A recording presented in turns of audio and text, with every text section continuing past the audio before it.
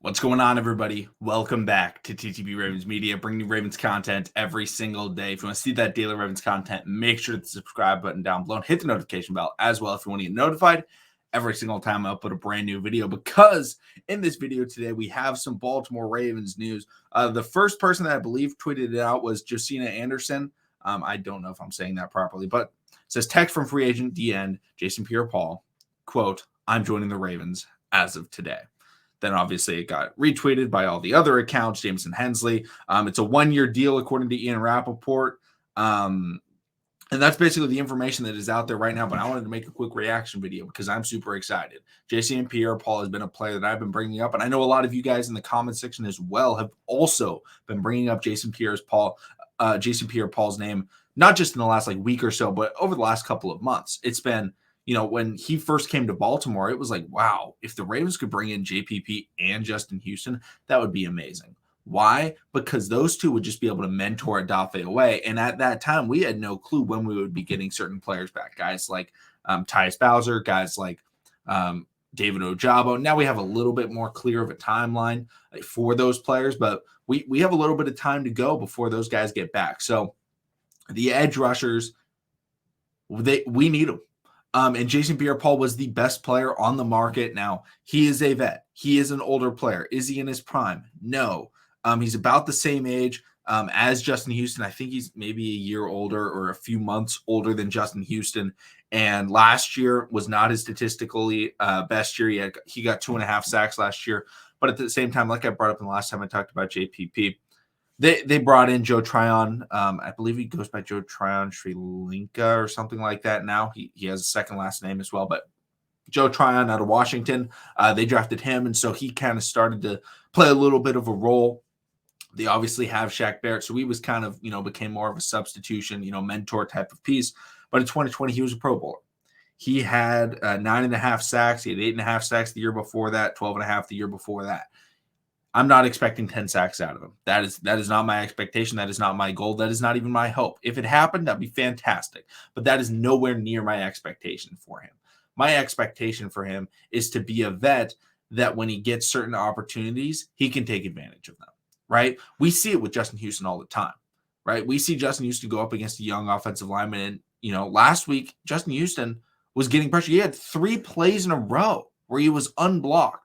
And one of those plays, you may be like, oh, he was completely unblocked. No. He completely dodged the guy, the tight end that was trying to come over and block him. He shifts inside. Tight end completely misses him, and he's able to get that pressure on Tua. Those are the type of vet moves that I'm talking about where, hey, they are going to be able to get pressure. Now, JPP is not going to be a guy that's chasing down, the top end quarterbacks, the guys with all the speed, right? He's not chasing down Mahomes. He's not chasing down Josh Allen. He's not chasing down Jalen Hurts. The quarterbacks that are really able to be evasive, right? But in the division, he could maybe chase down Jacoby Brissett, maybe chase down Joe Burrow. But the biggest thing is we need to make the quarterbacks flustered.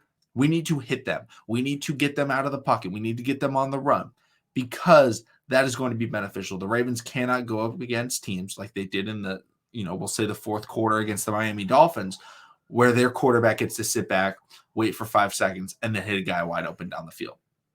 That cannot happen. If the Ravens want to be successful, that cannot happen. And Jason Pierre-Paul is a proven veteran that has the ability to go out and pressure the quarterback and get sacks.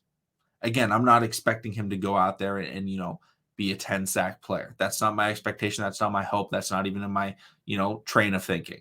But if he could get 4, if he could get 5, that's 5 more sacks to a defense that desperately needs it. That's what the Ravens need right now. The Ravens also brought in Blake Martinez. The biggest issue, I know a lot of people are looking at what was the biggest, reason for the collapse. And it's all the secondary. There were all these busted coverages. The Ravens don't need new personnel in the secondary. They need time. They need time to mesh with each other. They need time to mesh with Mike McDonald's new system. And they just need time to mesh with playing in the NFL because they have a lot of young assets. But the edge rushers, the pass rush, that is not a question of, oh, no, they're just young. They need to develop. No. We don't have anybody. We've been dealing with injuries. And we're down to, I want to say we only had about 2 or 3 on the roster prior to bringing in JPP. We may have activated somebody and things like that. But overall, it was like, yeah, we have Adafe and we have Justin Houston. Now, we can throw Malik Harrison on the edge, and we could throw other players on the edge, but they're not true edge players. JPP is going to be able to join that mix. And having JPP and Justin Houston be able to kind of swap in and out with each other is going to be really interesting because while they're both vets, they're different. They're different in the way they approach the pass rush, and they've both had a lot of success. So you may be going up against, oh, wow, I keep going up against these slow guys. And then the Ravens can throw Adafe on that side, right? And then it's like, oh, man, I've been going up against slow, methodical pass rushes, and then I'm going to get bull rushed out of nowhere. That speed's going to hit me like a truck. And then other guys are going to be like, oh, man, I'm not getting any resistance. He's just trying to bull rush me. That's pretty easy. And then all of a sudden you throw JPP or Justin Houston on him. Boom, they hit you with a spin. They hit you with a, whatever move they want to go with. They get by you. It's just a different mix. It's a different breed. And I think this is, I talked about in that other video, I think it's going to be a great signing for the Ravens if they're able to pull it off because they need the guys. They need the bodies. And JPP can still do it. He can still get it done. He can still get some sacks. He can still be a good player in the NFL. He's not TJ Watt. I know a lot of people are like, the Ravens are always making these, vet signings of all these vet players. There's nobody else, right? This isn't the middle of free agency where they can go out and be like, Khalil Mack, you're coming over. They can't do that right now. JPP is the best player available for them. He's the best player on the market. And they're bringing him in. That's the best available option. It's better than saying, hey, let's grab this random, second-year asset off someone's practice squad that was a seventh-round pick that's never gotten a sack in the NFL. I think this is a great move for the Ravens. And you can complain, the Ravens in free agency, they don't do enough. Yeah, that's fine. But in the regular season, this is what you have to do. And that is exactly what they're doing, and they're at least making moves.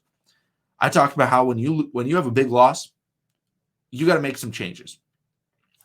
Ravens, when they were struggling in 2019, they brought in Marcus Peters. Instant jump, right?